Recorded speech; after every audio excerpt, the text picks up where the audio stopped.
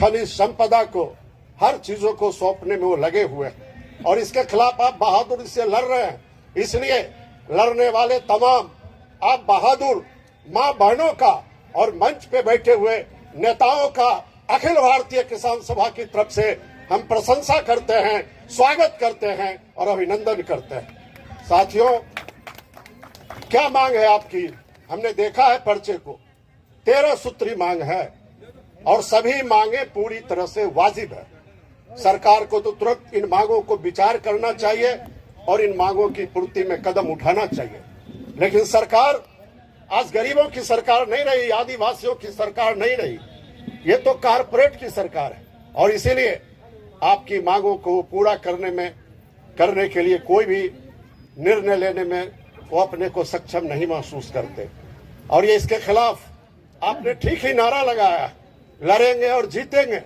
यही भरोसा लेकर के आगे हमें संघर्षों में जाना है। जमीन अधिग्रहण जो आज हो रही है बड़े पैमाने पर, आपके यहाँ भी हो रही है, दूसरे इलाकों में भी हो रही है, लेकिन अधिग्रहण कानून जो बने उन कानून की पूरी तरह से उल्लंघन किए जा रहे हैं, कानून की अवहेलना की जा रही है, कानून के विपरीत जबरदस्ती जबरिया जमीनों का अधिग्रहण होता है, ग्राम सभाओं का आयोजन नहीं होता।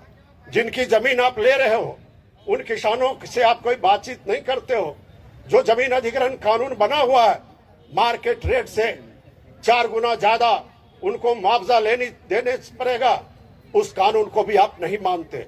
यह भी कानून का हिस्सा है कि जिनकी जमीन ले रहे हो, जो विस्थापित हो रहे हैं, उनके पुनर्वास का पूरा इंतजाम सरकार को करना होगा। जो विस्थापित परिवार है उस परिवार को कैसे रोजगार मिलेगा, अस्थायी रोजगार मिलेंगे, ये तमाम चीजें कानून के अंतर्गत शामिल हैं।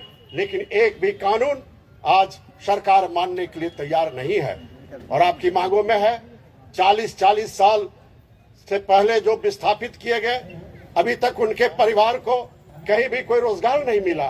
क्यों नहीं रोजगार मिलते हैं? और जो जमीन लिए गए उन जमीनों का भी पूरा उन्हें मुआवजा तक नहीं मिला।